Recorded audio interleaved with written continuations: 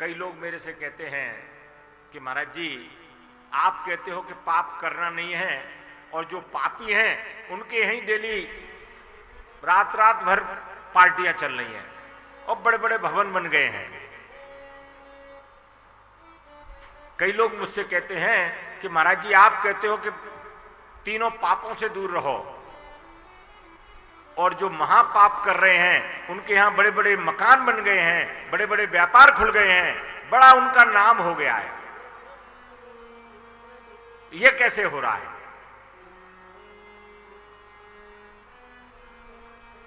और आप तो सदैव कहते हो कि पाप के बारे में सोचना भी नहीं, पाप करना भी नहीं, पाप देखना भी नहीं। और ये पापियों के यहां तो ये हो रहा है, जो दूसरों को परेशान कर रहे हैं, दूसरों की प्रॉपर्टी हत्या रहे हैं, जबरदस्ती कब्जा कर रहे हैं और बढ़ते जा रहे हैं। तो मैं उनको कहता हूं, भैया जिन्होंने मनुस्मृति पढ़ी हो, एक ग्रंथ है मनुस्मृति, मनु और शत्रुपा से ही हम सब लोग मनु और शत्रुपा की संतान हैं। तो जिन्होंने मनुस्मृति पढ़ी हो,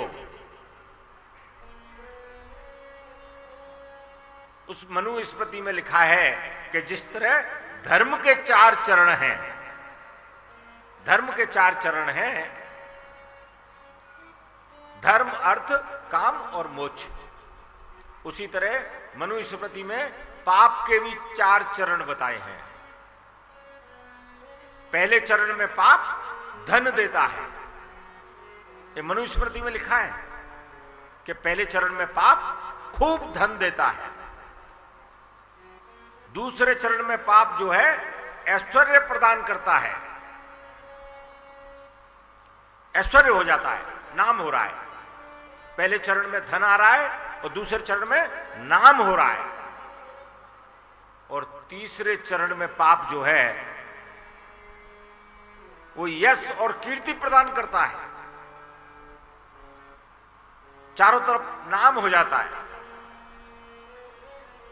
और भैया मनुस्मृति कहती है कि वो चौथे चरण में पाप क्या करता है कि जिस तरह हेलीकॉप्टर टपकता है ऊपर से, वैसे ही समूलता नष्ट। आप बड़े बड़े औद्योगिक घराने देख लो, मैं ऐसे 25 औद्योगिक घरानों को जानता हूं। एक औद्योगिक घराना तो इतना बड़ा औद्योगिक घराना था जिसके यहां उसके मकान तक जाने के लिए हमको कार लेनी पड़ती थी। नाम नहीं लूंगा मैं क्योंकि व्यासपीठ है। माने जिनके घर में हम जाते थे तो जो एंट्री गेट है उस गेट से हमको उनके घर तक जाना पड़ता था, तो कार लेनी पड़ती थी। अभी कुछ समय पहले उनका गोलोक धाम को चले गए हैं, कुछ ही समय पहले। और जब मैं अकेला जाता था उनके यहां तो मैं हमेशा उनको एक ही बात कहता था, मैं कहता कि आप मनुस्मृति की किताब अपनी अलमारी में रख लो। मैं ये नहीं कहता था कि पाप के 4 चरण पढ़ लो। पढ़े ले व्यक्ति को तो इशारा ही काफी है।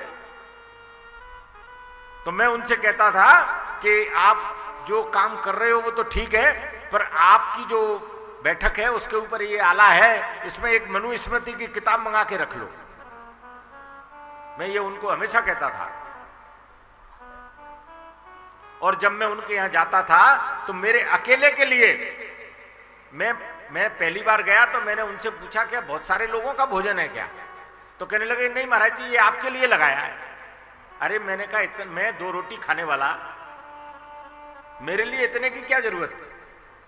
अरे कहने लगे कि महाराज जी आप थोड़ा थोड़ा ले लेना, प्रसाद बन जाएगा तो सबको बट जाएगा।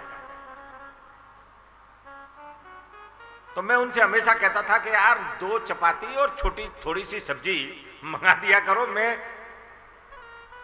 आदत खराब थोड़ी करूंगा कि तुम्हारे यहां इतना खाने के बाद मुझे तो हर दिन फिर मेरा सिस्टम खराब होता है। तो कहते थे कि महाराज जी ये प्रसाद बन जाएगा। और मैंने देखा कि जिनकी संपत्ति लाखों करोड़, हजारों करोड़ नहीं, लाखों करोड़, और मैंने उनका अंत ऐसे होते देखा कि उनके बेटे, बेटी, उनकी पत्नी जो दूसरे देश की नागरिकता ले चुके हैं, वो उनके अंतिम संस्कार में नहीं आए। कर्मचारियों ने अंतिम संस्कार किया। जिनकी लाखों करोड़ की बर्थ थी, ऐसे व्यक्ति